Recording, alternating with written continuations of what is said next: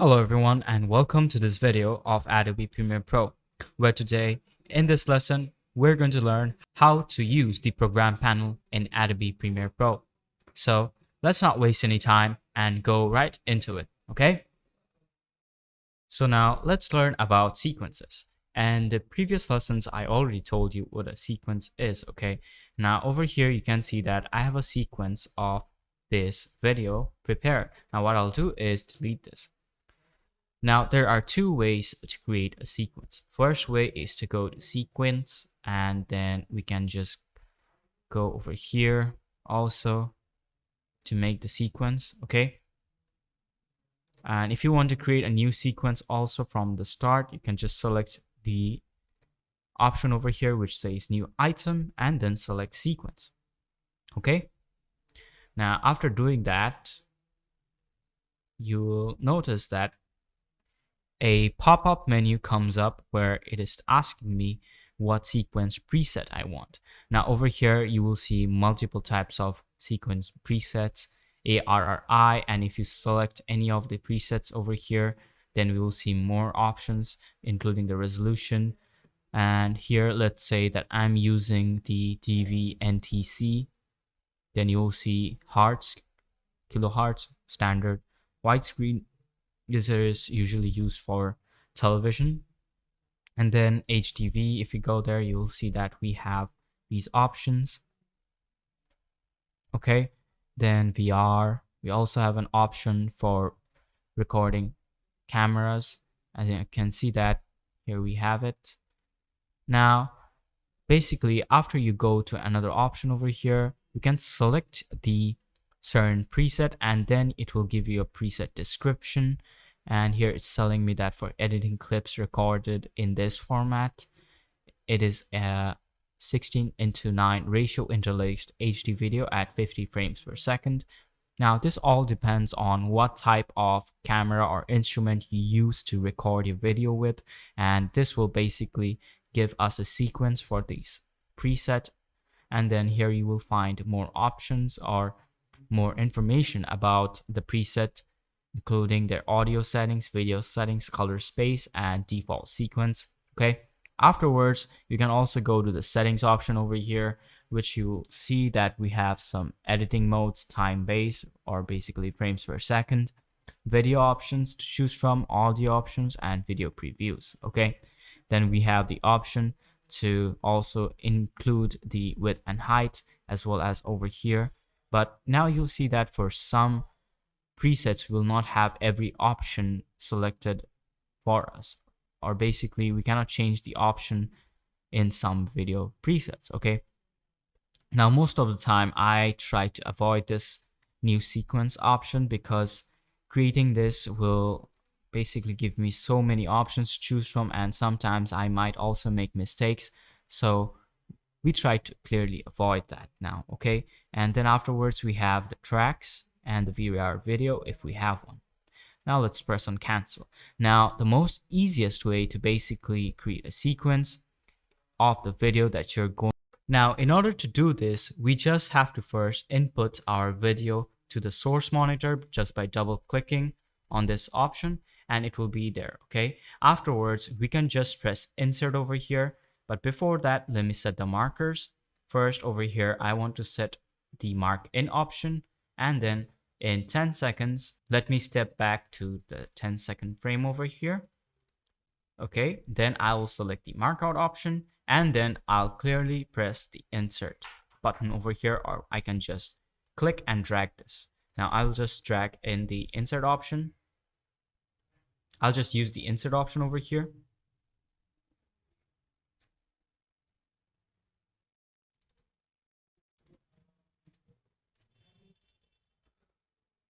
Okay, since my insert option is not working, I'll just click and drag it inside our timeline sequence, and afterwards you will see that we have a new sequence already created according to the video format that we already have present in the current video. Okay, so here you can see that we have the video and audio together as well as the source patching options. Okay, now This is how you create a new sequence according to what your video is already pre-recorded as. And if you want to change the way your sequence comes up on the program monitor, we'll just go to sequence and then select sequence settings, okay?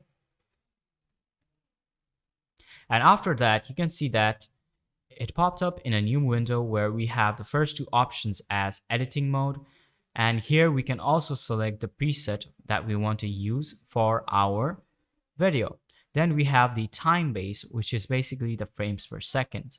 Now, by default, over here, we need to know what frames per second we have. But since my video is at already like 30 frames per second, I'll just set it as this. Now over here, let's say I want to reduce the frame size to a lesser number, or say like I had the resolution of, so let's say over here, it was given previously as 1920 into 1080. So let's type in 1080. Okay. Now what will happen after this is basically my resolution will be scaled to this format. Okay. Now, if I want it to be in this format, after that, we have video previews where it will show me a preview of my video, and then we can select maximum bit depth, maximum render quality. Now, if you want to get the best render quality, I suggest you to select this maximum render quality option, and here it will say that setting the optimized rendering preference to memory is highly recommended when max quality or max bit depth rendering is on. These settings are designed for high performance systems. All right, so if your computer is a potato PC, remember this setting will actually make your computer run very slowly and you will not be able to multitask or do anything. I recommend you to have at least 64 GB of RAM or a graphics card so that you can run this part very easily. All right, after you're done, press OK. And then we have VR properties, which will basically help you if you have a VR type video, okay? Then we can also select the projection type, equi-rectangular, all right, then layout, horizontal captured view, and vertical, all right? So now we are done with the sequence settings. Then after you're done, you can just press OK. And then a new sequence is done, or our sequence has been updated if you already created one. Then we can also again go to sequence and see what options we have. Here we can select match frame, add edit, apply video and audio transition, or apply default transitions to selection. We can also zoom in and zoom out on our sequence. Then we can also select these options for the sequence. We can use it to snap in timeline, link selection, and selection follows playhead. Then we can also select auto reframe, transcribe, and simplify sequence, add or delete tracks, and in caption, we can also add a caption sequence. All right. So after you're satisfied with the sequence settings, always remember to click OK button to create the new sequence. Premiere Pro will generate a new timeline in the timeline panel with the specified settings. Now, if you want to customize your sequences again, you can further customize it by adjusting the sequence duration, adding or removing tracks, or modifying the sequence in the sequence settings. All right. So to make the changes, right-click on the sequence in the project panel, select the sequence settings to access the sequence settings again. That's it. Now you have successfully created a new sequence in your Adobe Premiere Pro, and you can start importing your media files into the project and begin editing with the newly created sequence on the timeline. Okay, so after this, I would like to teach you about our program panel. All right, so what do we know about the program panel as we have discussed beforehand? The program panel is a workspace in Adobe Premiere Pro where you can preview and fine-tune your edited video sequence. Now I'm going to tell you a description of its key elements. First, over here, you will see that we have our preview window, which is basically the window in the main area of the program panel where you can view your edited video sequence. It displays the visual output of your timeline showing how your clips, effects, and transitions come together. All right. And then afterwards, we have the playback controls over here. Some of the controls you already know. For example, the play stop toggle, step back one frame, go to, mark in, mark out, add markers, and then we can lift and extract. We can also export the frame, and I already explained to you how to export the frames. And we can also select a comparison view. Now, if I click on this, what this will do is basically show me two parts. All right, first is the reference and the current. Now in the reference, we can go ahead, for example, and see a video where we have some effects, whereas in the current we do not. Now this is how we use this option, and we can also select the shot or frame comparison, and then we can go over here and play it both all at once. If you want to see both of your videos and compare them simultaneously, we can also do a vertical split. Okay. Now you may not see any difference here since this is the same video. We also have a horizontal split where above it's before and after. Okay. So let's go back and undo this by just clicking on it again. There we go. We have it. And afterwards, if you want to select your zoom level from here, you can do that as well by selecting 10, 25 to about 240%, 400% ranges. Okay. And over here, we have the playback timeline controller where you can select your playhead position on our line over here. Okay. So afterwards, if we would like to add more options in your buttons over here, you can also select the button editor.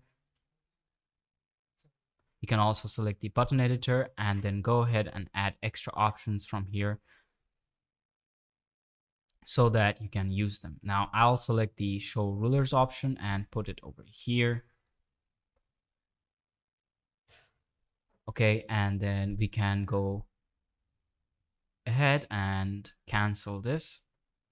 Okay, now what the show rulers will do is basically, my bad, let's click on this again. Let's just put this over here, then press on OK, or else it will not come. All right, now if I select show rulers, now you can see that I can absolutely very easily see the resolution of my videos so that I don't have to worry about my resolution being wrong.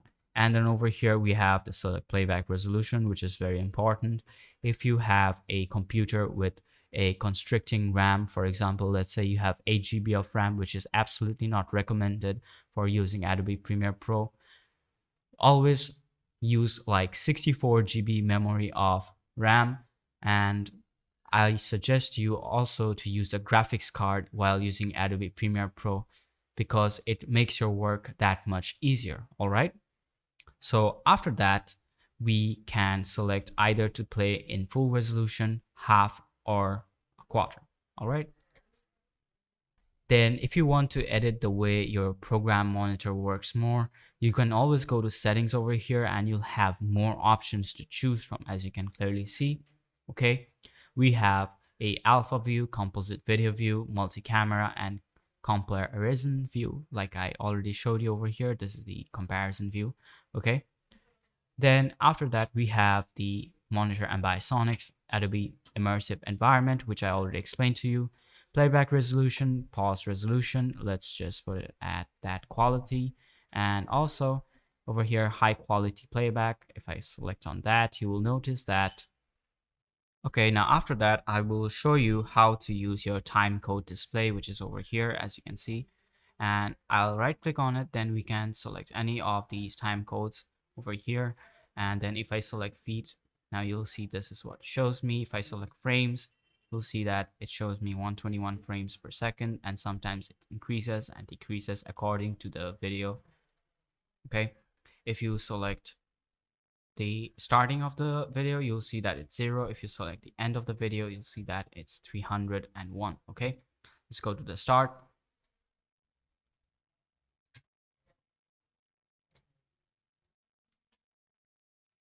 Okay, now it's 0. So This is how you basically use the timecode display, and I'll turn it over here back to default. And afterwards, let's go back over here. You can also select to show guides, which will give you the guides over here. And if you want safe margins also, you can do that too. Now right click over the video preview panel and then select save margins. Now what this will do for you is basically show a dashed line overlay on the preview window. It represents the safe area within the frame that will be visible on standard television or displays. This helps you to ensure that important content is not cut off or obscured on different screens. All right. Now, I already showed you how to bring in the reference monitor using the comparison view, and it will allow you to compare and analyze multiple video clips or frames side by side, aiding in color grading, brightness adjustments, and maintaining visual consistency. Now, that includes all we have to learn in this video about the program monitor and creating new sequence. Now, I hope you understood everything, and go ahead, get some videos down in the project panel, put them in the source, then put them in your timeline panel, practice, bring in sequences, and then try it with different formats of video types, and then use the program monitor in order to know more about it and all the options over here in our playback controls. Use them so that you get more familiarized and use them. Okay, so thank you for watching this lesson, and I'll see you in the next video.